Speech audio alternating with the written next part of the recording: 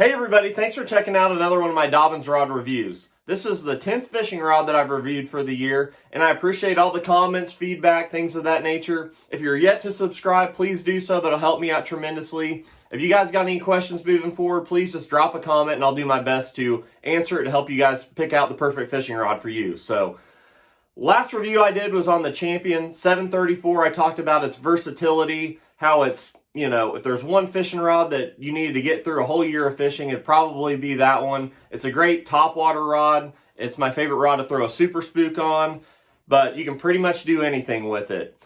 From throwing a jig or a worm in a pinch to, throwing a crankbait if you had to. But this week I want to talk to you guys about its big brother, and that is the Dobyns Champion XP 735. So, like I said, it's kind of the big brother to the 734. It's got a little more backbone to it, a little less tip, but it's still extremely versatile.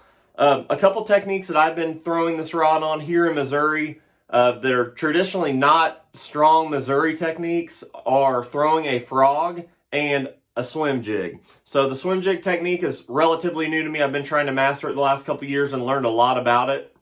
And I think this is a perfect swim jig rod around any kind of cover that you could possibly throw it around boat docks, bushes, vegetation, things of that nature. I think this rod is awesome for that. It's still got enough tip where you can cast the jig effectively and be able to pop it and do whatever you need to.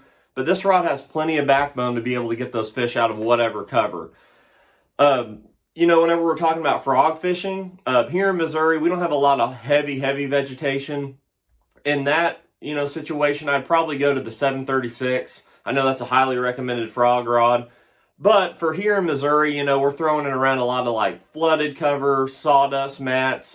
We do have a couple lakes with some vegetation, but it's not real thick, sloppy stuff. So I actually really like this 735 for frog fishing because of the tip that it has. I feel like I can walk the frog in place a little bit easier and make it have that good side-to-side action.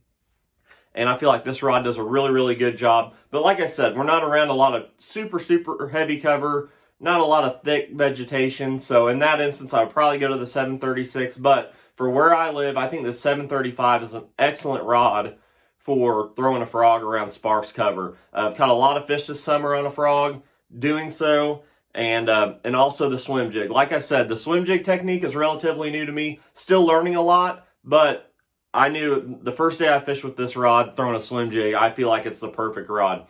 Perfect length, it's not too long where it's clunky to throw around, and it's also, got that length where if you need to make a long cast with the swim jig, you can do it, and it's got enough tip in the rod to be able to throw it accurately and quietly, more importantly. So, Champion 735 for a swim jig and a frog around light cover, I don't think you can beat it. I think it's an excellent rod.